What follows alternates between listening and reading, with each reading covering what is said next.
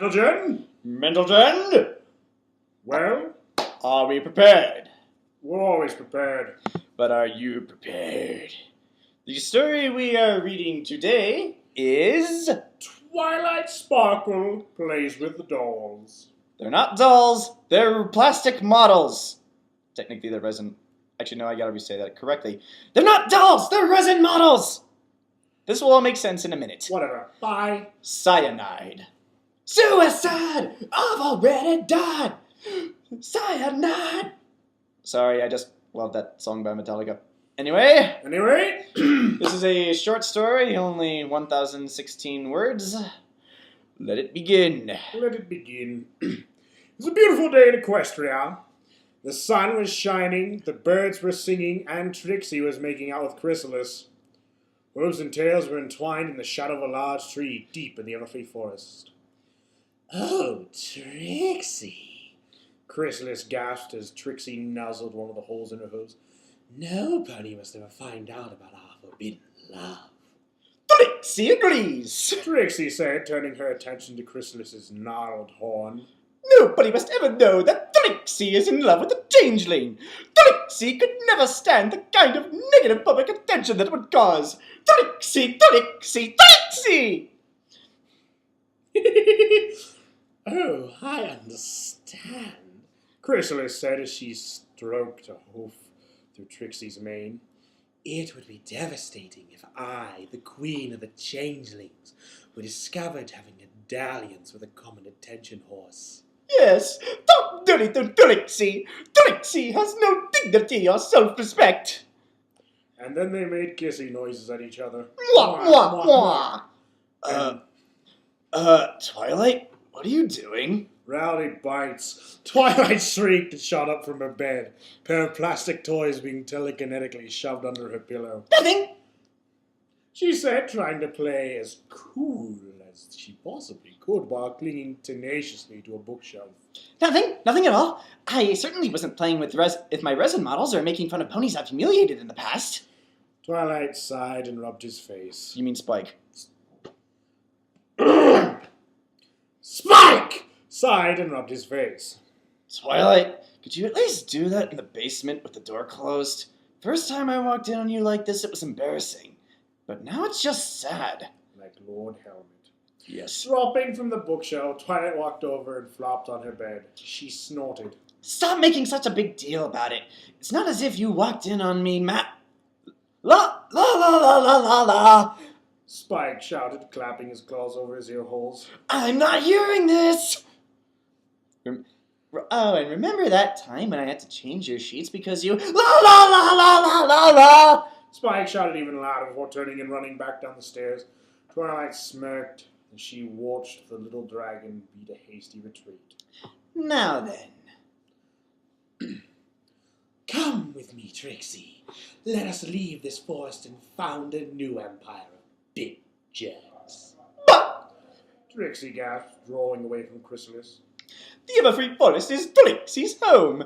Now that she can never show her face in civilization again after being humiliated by the smartest, most powerful, most attractive unicorn ever, Trixie can never leave and will spend the rest of her life living in the trees and eating pine cones, which are Trixie's favorite food. Trixie, Trixie, Trixie! "But Trixie," Chrysalis said, raising a tentative hoof, "what about us?" It can never be. Trixie said, spinning, her eyes brimming with tears that sparkled in the dappled sunlight.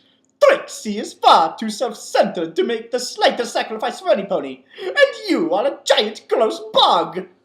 "But," Chrysalis said, as her own eyes welled with tears, "I don't have to be a giant gross bug. I could be a purple unicorn with the best cutie mark ever, who everybody likes and keeps the neatest library anywhere in Equestria." Could it be?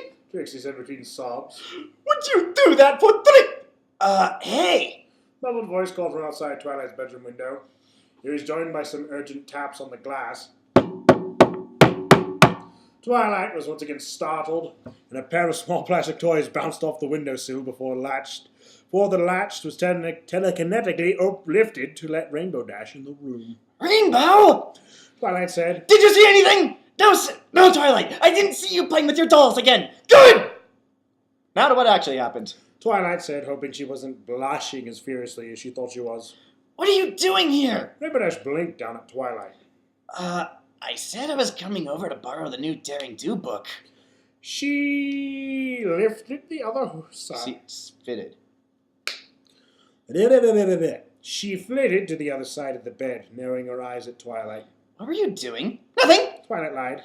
'Cause it looked like you were playing with dolls. They're resin models! Rainbow Dash blinked again, and then fell to the floor laughing. Oh, jeez, Twilight! She said in between gasping laughter. Playing with dolls? Wait, I mean resin models? She laughed even harder, ignoring Twilight's increasingly dour glare. Climbing to her hooves, Rainbow turned her head down the stairs, still laughing.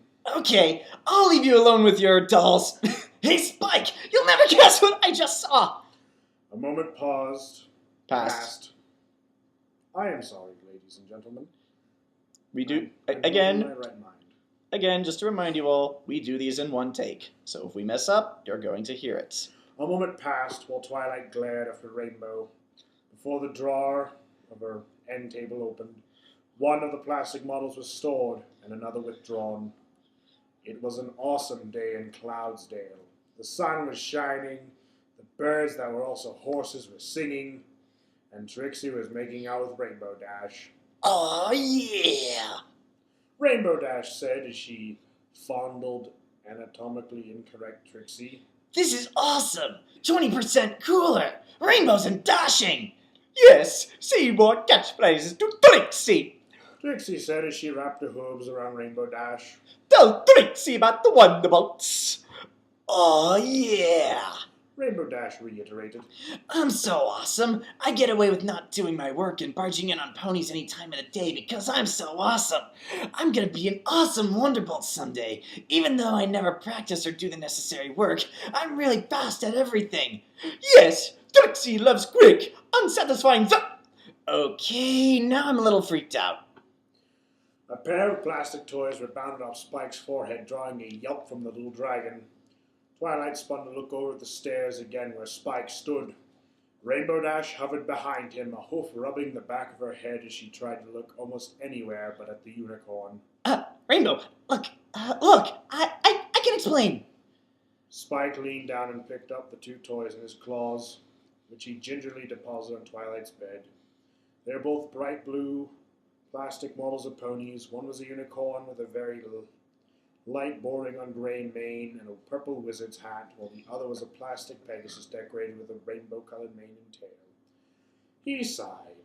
Twilight, you've gotten really weird since Trixie dumped you. The end. Well, that was short and sweet. Yes. And what would you give this story? Probably an 8.5 out of 10. I'd just give it an 8. Though... Actually, no, I couldn't see this happening. Well, it's a logical progression. After all, Twilight has a huge-ass ego. Oh, yeah. And speaking of which, to all of you who have a problem with my Trixie voice, shut up. I'm not changing it. Anyway, well, that was certainly a very special and interesting tale. Good day to you all. Good night.